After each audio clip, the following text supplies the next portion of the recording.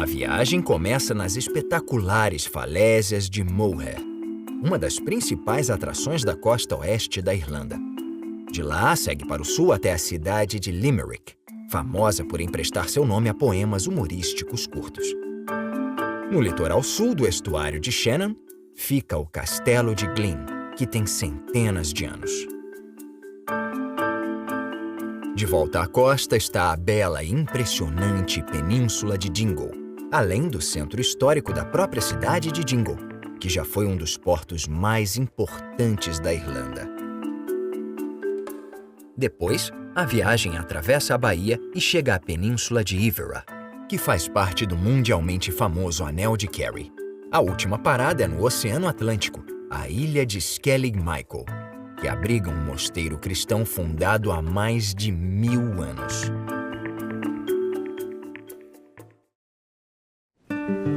A costa oeste da Irlanda tem algumas das paisagens mais bonitas e espetaculares do país.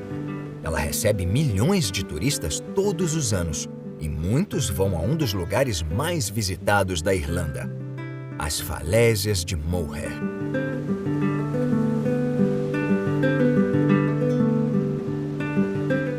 Estas falésias incríveis alcançam uns 200 metros de altitude e se estendem por uns 8 quilômetros. As falésias se formaram há mais de 300 milhões de anos. Este leixão se chama Brennan Moor e tem 70 metros acima do nível do mar, que, por sorte, está calmo hoje. Em dias de tempestade, ondas gigantes se formam e arrebentam nas falésias. Um verdadeiro espetáculo. As falésias de Moher não são as mais altas da Irlanda, mas são as mais verticais. Parece que uma criatura marinha gigante mordeu pedaços do relevo. Atualmente, mais de 30 mil aves habitam as falésias, inclusive papagaios do mar e tordas mergulheiras. Situada no Hag's Head está a Torre de Moher. Ela foi construída em 1808 como uma estação de sinalização durante a Guerra Napoleônica. Oferece uma das melhores vistas ao longo das falésias.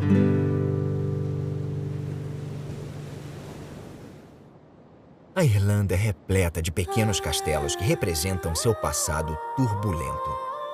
Muitos estão em ruínas, mas não o castelo de Ballyportry. Ele foi construído no final do século XV e permaneceu ocupado ao longo dos séculos XVI e XVII, até cair em desuso e deixar de sofrer manutenção. Por milagre, suas 4 paredes estavam intactas, mas sem a cobertura, quando a ruína foi comprada nos anos 1960 pelo arquiteto nova-iorquino Robert Brown. Durante uma década, ele pesquisou e restaurou a torre à condição original. Agora ela é muito alugada por famílias que querem vivenciar uma experiência num castelo. Ao sul fica a cidade de Limerick. Ela foi fundada pelos vikings no século X e ampliada pelos normandos depois que eles invadiram a região no século XII. Por volta do ano 1200, um castelo magnífico foi construído no lugar do povoado viking original.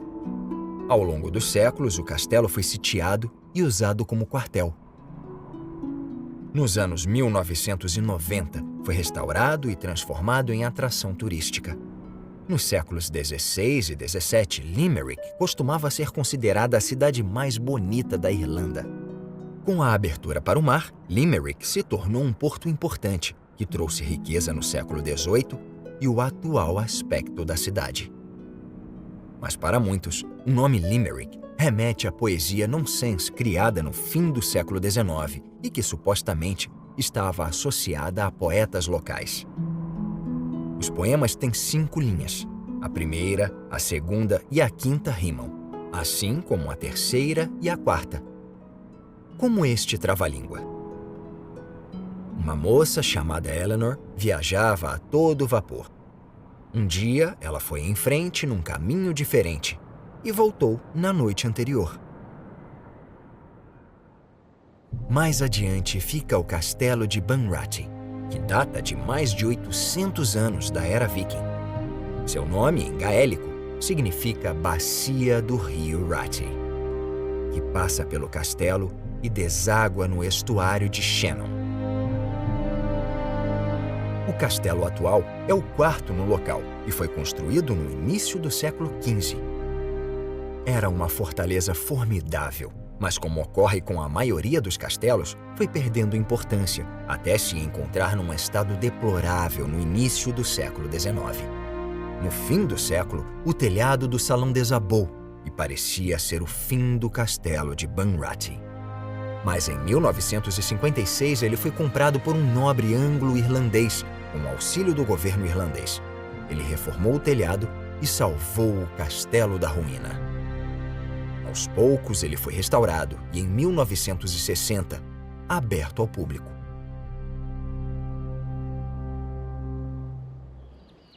O estuário de Shannon é um lugar tranquilo e lindo, mas já foi a pista de pouso de um dos maiores aeroportos civis da Europa.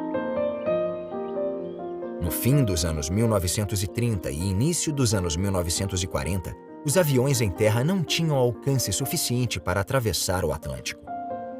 O estuário de Shannon era o último porto do litoral leste para os hidroaviões e devia ser ótimo avistá-lo entre as nuvens. Um estudo para operações de hidroaviões foi conduzido pelo famoso aviador Charles Lindbergh em 1933 e os voos transatlânticos foram iniciados em 1937. Quando os aviões alcançaram distâncias maiores, os hidroaviões ficaram obsoletos e o aeroporto foi fechado em 1947.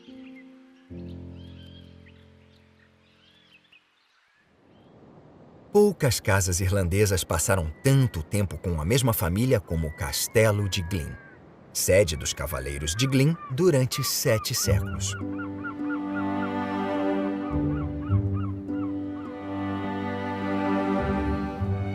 O castelo atual foi construído entre 1780 e 1790. Apesar de ser chamado de castelo, na verdade, é uma sofisticada casa de pedra georgiana. Em 1798, grande parte do interior estava concluída, mas infelizmente os Fitzgerald estavam prestes a falir. Então, os pedreiros largaram as ferramentas e abandonaram o castelo. De certa forma, isso manteve Glynn como um belo exemplo de casa rural do século XVIII, relativamente inalterada. O último cavaleiro investiu na compra de móveis antigos e quadros para a casa, além de instalar encanamento, energia elétrica e um telhado novo nos anos 1990. Com a morte do último cavaleiro de Glynn e o custo altíssimo de se manter uma propriedade tão grande, o futuro do castelo é duvidoso e ele foi posto à venda. Continuando para o sul, rumo à costa, encontra-se a cidade de Tralee, que tem esse nome por causa do rio Lee, e é a capital do condado de Kerry. Ela fica no lado norte da península de Dingle, uma rota turística muito famosa que é a próxima parada da viagem. A cidade é mais conhecida pelo Festival Internacional Rose of Tralee, que é realizado anualmente desde 1959 e é inspirado na canção homônima do século XIX. O festival é uma celebração das aspirações, ambições, da inteligência, da responsabilidade social e do legado irlandês de jovens modernas. O rio Lee deságua na Baía de Tralee em Blennerville, que serviu de porto de Tralee, e em 1800 um investidor local construiu um moinho de vento. Na verdade, o moinho de Blennerville foi o mais alto da Europa, com pouco mais de 21 metros. Ele era usado para moer milho para a população local e para ser exportado para o Reino Unido. No entanto, depois de mais de 50 anos de produção bem-sucedida, o negócio foi piorando por causa do advento da energia a vapor, do assoreamento do canal fluvial e da inauguração do Tralee Ship Canal. O moinho acabou caindo aos pedaços e permaneceu assim por mais de 100 anos, até que em 1981 o Conselho de Tralee o comprou. Depois de restaurado à condição original, ele foi aberto ao público.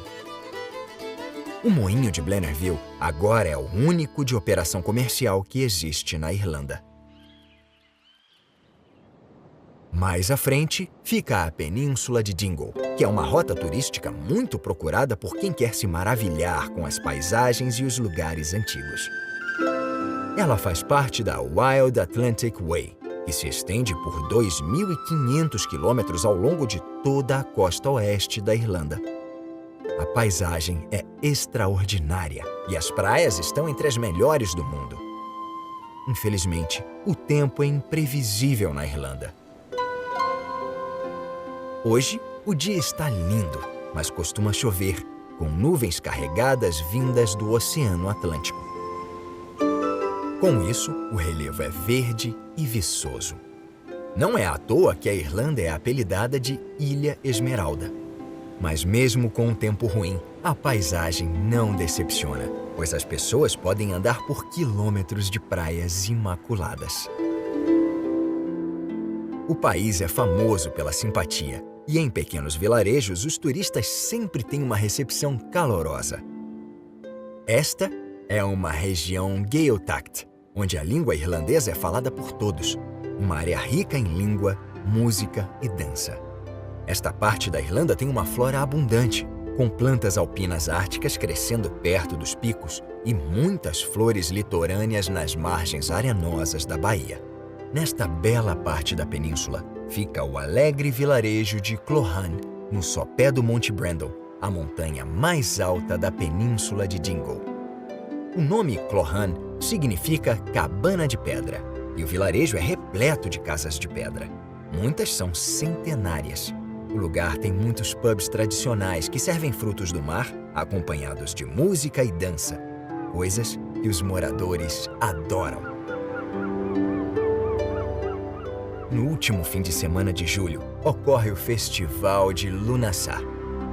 Trata-se de um festival gaélico que marca o início da colheita com tosquia de ovelhas, competições de pastoreio canino, dança e saraus de poesia.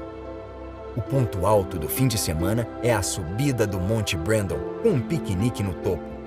O mundo aos pés, música, poesia e vistas maravilhosas. Brandon Point é um bom lugar para observar aves e a vida marinha da península, ou para quem deseja passear no topo das falésias. O estacionamento fica no penhasco e não é para motoristas nervosos. O forte vento noroeste do outono conduz aves para esta baía, então é o lugar perfeito para observá-las.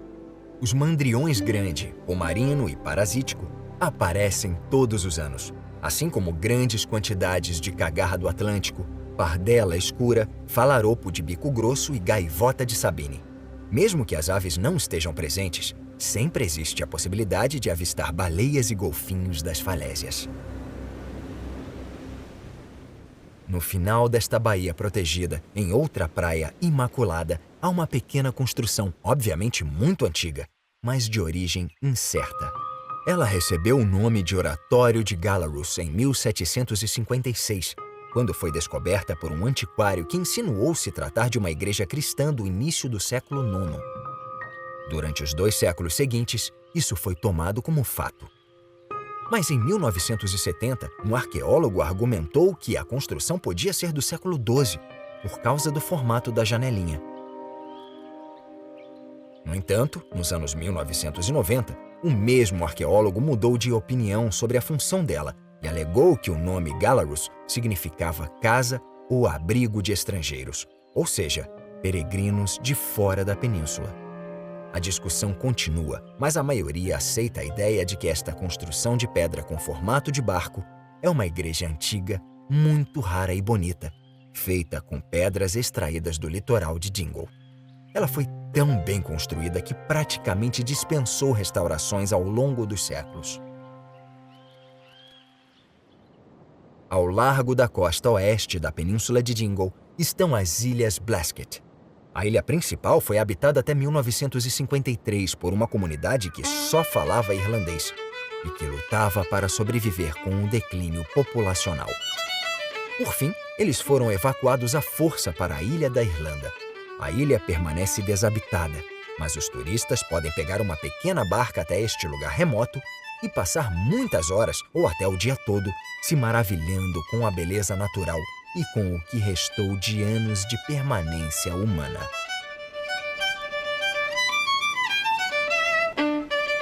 Dunmore Head e Slieve Head, ao longe, são os pontos mais ao oeste da Irlanda. Durante as tempestades, eles aguentam todo o furor do Oceano Atlântico. Em 1982, o porta-contêineres espanhol Hanga naufragou perto de Slieve Head durante uma tempestade. Aqui, a rota da península de Dingle acompanha a costa contornando o promontório, onde existe um memorial em homenagem a todos os pescadores que perderam a vida no mar. Também é um bom lugar para fazer uma pausa e aproveitar as vistas deslumbrantes da costa.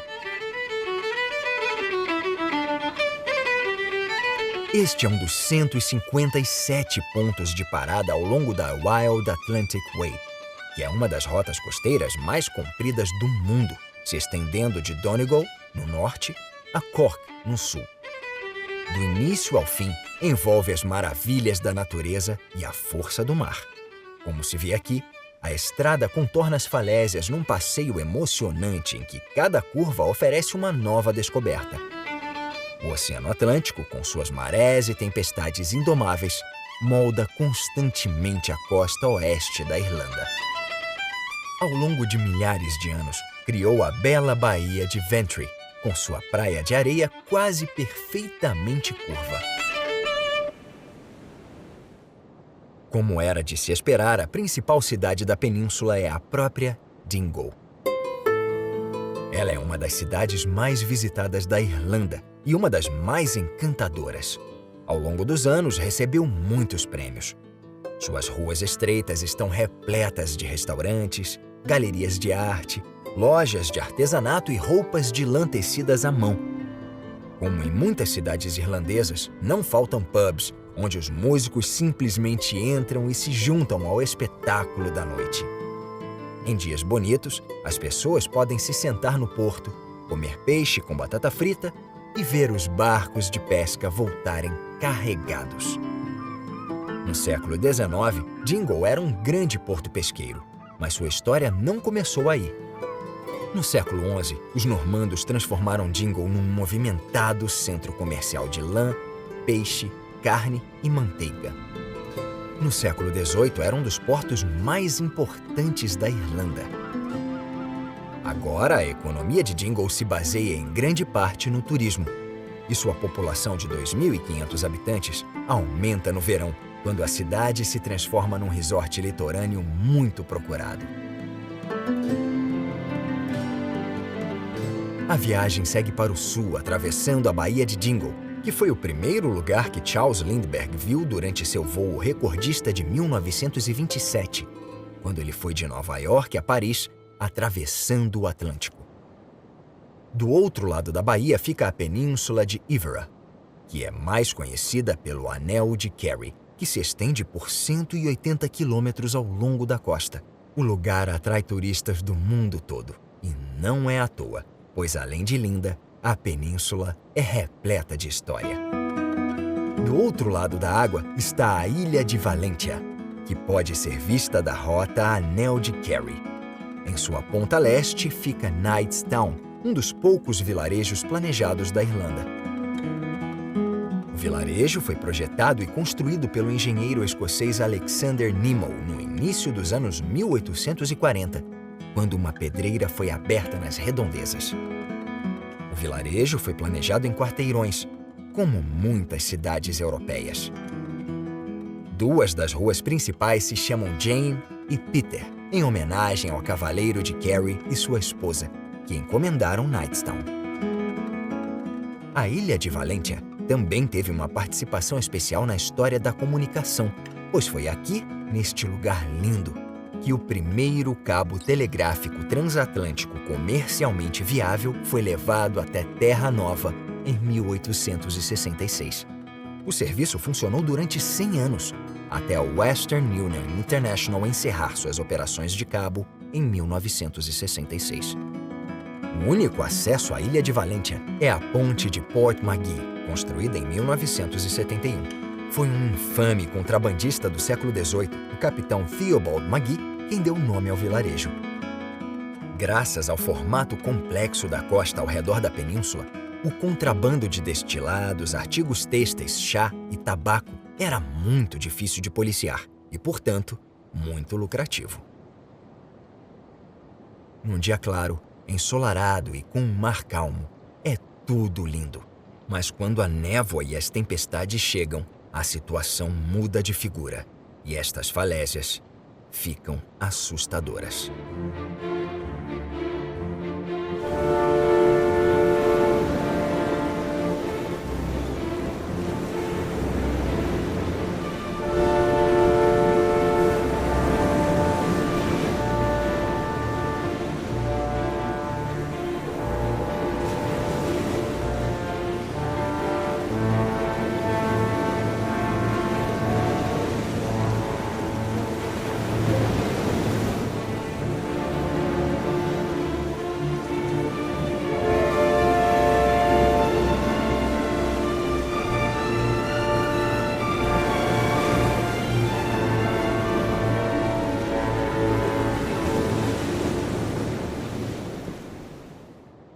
Com o tempo bom, é possível chegar à última parada desta viagem, as Ilhas Skellig, localizadas no Oceano Atlântico a 11 quilômetros de Bullows Head, na ilha da Irlanda.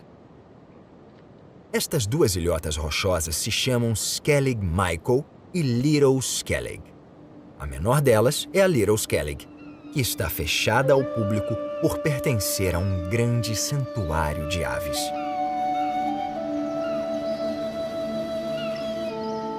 Além de ser a maior colônia de gansos-patola da Irlanda, com quase 30 mil casais, também é uma das maiores do mundo e tem importância internacional.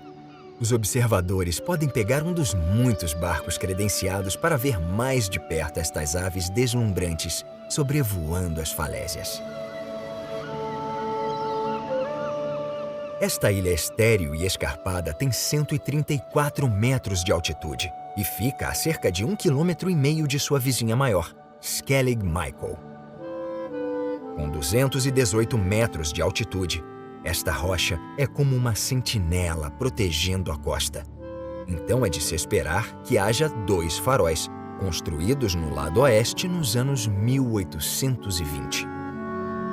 Em 1837, escreveram que os 2 faróis foram construídos com o intuito de impedir que vidas e bens sejam perdidos. É raro um inverno sem naufrágios frequentes e fatais. Nos anos 1870, o farol mais alto tinha sido abandonado e virado ruína. O mais baixo foi automatizado nos anos 1980 e continua protegendo embarcações. Mas a verdadeira importância de Skellig Michael se encontra no topo da rocha, um complexo monástico do século VII, que de tão importante se tornou patrimônio mundial da Unesco, pois ilustra a existência incrivelmente espartana dos primeiros cristãos irlandeses. Por ser uma ilha muito isolada, Skellig Michael só passou a atrair turistas recentemente, então o lugar está muito bem preservado. As casas com formato de colmeia são atribuídas a São Finiano. Perto delas há uma capela medieval dedicada a São Miguel, padroeiro dos lugares altos. O acesso é por um pequeno cais no lado sul da rocha. De lá é uma subida íngreme com cerca de 600 degraus até o mosteiro. As pedras do caminho e das construções devem ter sido cortadas da própria rocha. Acredita-se que a vida monástica daqui tenha acabado durante a Reforma Protestante do século XVI. A ilha passou centenas de anos abandonada por ser muito remota, até os faróis serem construídos. Agora, muitos turistas fazem uma peregrinação de um dia durante o verão, quando o tempo permite. Este mosteiro raro e lindo, que parece estar no fim do mundo, é o lugar perfeito para encerrar esta jornada.